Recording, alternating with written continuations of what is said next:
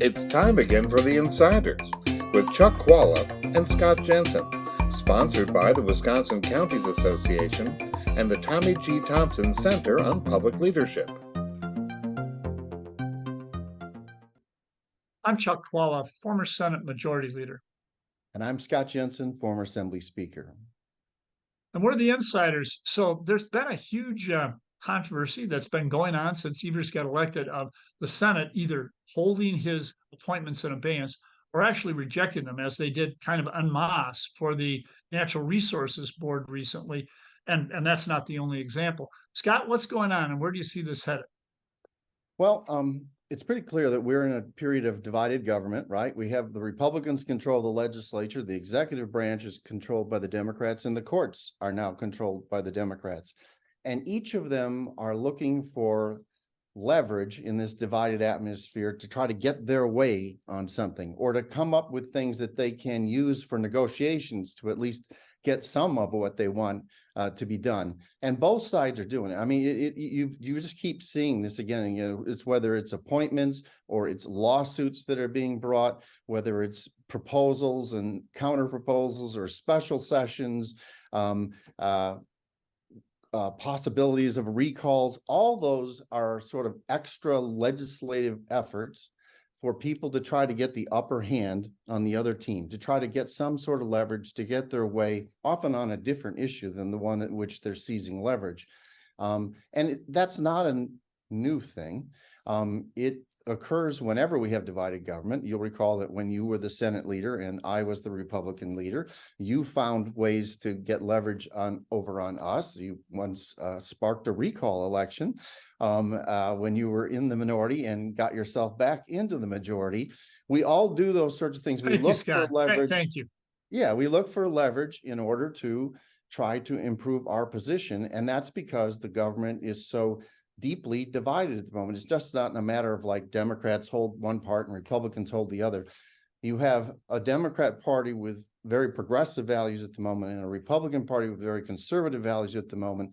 There's a big distance between them. And so each of them are trying to collect whatever little points of leverage they can in order to influence the outcome of public policy concerns. And that's what all this is. It's not a matter of like they were deeply concerned perhaps about that appointee. They were trying to create leverage to influence a policy matter that they care about deeply. I think that's true. I think what's disturbing to many people observing the process is back in our day, the Senate would maybe hold up a couple of appointments. That was really to make a very specific point that was out there. What's happened now is, and as I think anyone who's watched this, as Scott and I have watched it, sees, is that almost all appointments are held up.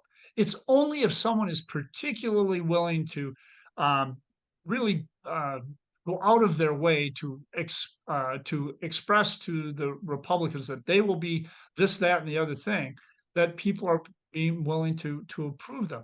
So what you're seeing is like a mass rejection of everybody on the Natural Resources Board. Appointments are held up. The Republicans are trying to gain leverage on the executive branch by saying, oh, we're not going to approve you. And by the way, if you take an action that we're not happy with, the implied threat, and it's not really just implied, is if you get off of where we want you to be, you're going to be rejected. And that happened to Brad Pfaff, who expressed concern about the mental health of farmers and their need for assistance, and pointing out that the legislature had failed to act. He was thrown out for that. That's the kind of thing that's happening. An embarrassment to Republicans can result in a rejection. It has nothing to do with a person's qualifications or ability to serve. I think that this is muddying the water between the executive and legislative branch. I've said before on this program, one of the few votes that I regret in my time in the legislature was voting to reject Margaret Farrell to be replaced lieutenant governor. I disagreed vehemently with Margaret Farrell and her policies and her views on the issues, and I had seen it in the Senate. But that did not give me the right to prevent, or in my view, did not empower me, should have not empowered me to stop her from being appointed by the current governor. That's his choice. He was the one elected, and his party should be able to make that choice. But we've gone way beyond that. And a couple of appointments, almost every appointment made by the governor is held up and just over scrutinized by the Senate. And I think that this is a part of the overall we do not respect the other branches of government. A woman who is elected by an 11-point margin, Justice Protasewicz, within a few months of her election and only days after she's actually sworn into office, Robin Vos is talking about impeachment. That's not acceptable. That's really going beyond the bounds of our democracy, violating the separation of powers, the checks and balances that are in the system. And I'll tell you what, I think they've gone way too far. And I think the people in this state are actually expressing it as they did in Justice Protasewicz's election. Well, here's something you might agree with me on, Chuck. I think what has happened around the country is that state legislatures and governors have been watching what has been going on in Washington for the last couple of decades. And they're like, ooh, the Senate held up appointments and they got some leverage over the executive branch by doing this. So then they ape that. They do the same thing, right? And other people will just copy whatever the latest weapon is that's being used in another state. And so that is really something that we're seeing all across the country, with state legislatures behaving more and more like Washington, D.C.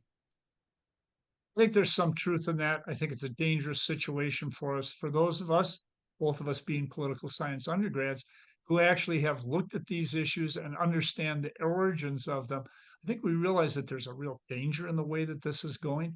But as we've pointed out, the basis of both parties are driving their decisions. And I am concerned that when you have a situation like we do in Wisconsin, where there's heavy partisanship and very few marginal seats, and everybody's responding to their primary base instead of responding to the general electorate in the general election, it makes it very difficult for people to get to the middle and do the things that most people want.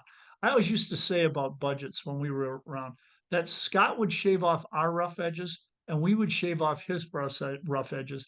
And what came out of the budget process, although it was quite a process, at the end of the day, it was something that most people in the middle and even people on the progressive end and on the conservative end could accept, because the big things that made sense for the overall electorate were going to be handled. That's not where we are today, and it's a danger for us. I think all that shaving resulted in you and I both being bald was actually the answer to all that. So, well, thank you very much. We'll see you next week. Good one. See ya.